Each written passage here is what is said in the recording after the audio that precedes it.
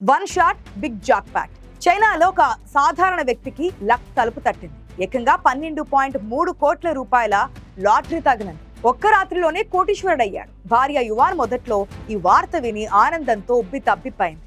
భర్త కూడా మంచిగానే ప్రవర్తించాడు.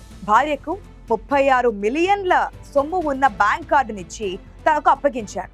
అంతా హ్యాపీ ఎండింగ్ అనుకున్నారు. కానీ ఆ ఆనందం ఎంత త్వరగా వచ్చిందో అంత త్వరగా గల్లంతైంది. భర్త చేతికి డబ్బు రాగానే అతని బిహేవియర్ పూర్తిగా మారిపోయింది. పగలు జోదమారడం, ఇక రాత్రైతే విమెన్ లైవ్ స్ట్రీమర్ల వెనుక పడడం మొదలు పెట్టాడట. డబ్బుంటే చాలు మనిషి మెంటాలిటీ ఎంత దారుణంగా మారుతుందో చెప్పడానికి ఇదొక పర్ఫెక్ట్ ఎగ్జాంపుల్. నివేదికల ప్రకారం ఈ వ్యక్తి పలువురు మహిళా హోస్ట్లకు కోట్లలో టిప్లు ఇచ్చాడు. మరీ ముఖ్యంగా ఒకే లైవ్ స్ట్రీమర్ కోసం ఏకంగా 1.4 కోట్ల రూపాయలు భారీ మొత్తం ఖర్చు చేశాడు. కేవలం టిప్లే కాదు, ఆమెతో కలిసి 4 రోజులు ట్రిప్ కూడా ప్లాన్ చేశాడు. పారిపోదామనుకున్న భర్తను క్లెవర్ భార్య యువాన్ రైల్వే స్టేషన్ లో రెడ్ హ్యాండెడ్ గా పట్టుకుంది.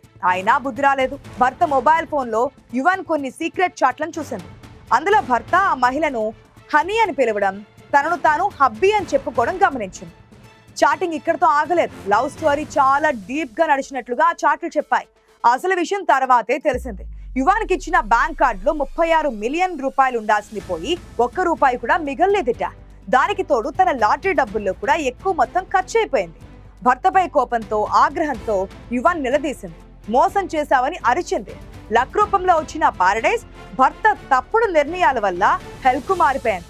చివరికి యువాన్ విడాకుల కోసం కోర్టును ఆశ్రయించింది. లక్కీ లాటరీ అన్లక్కీ మ్యారేజ్ కు దారితీసింది.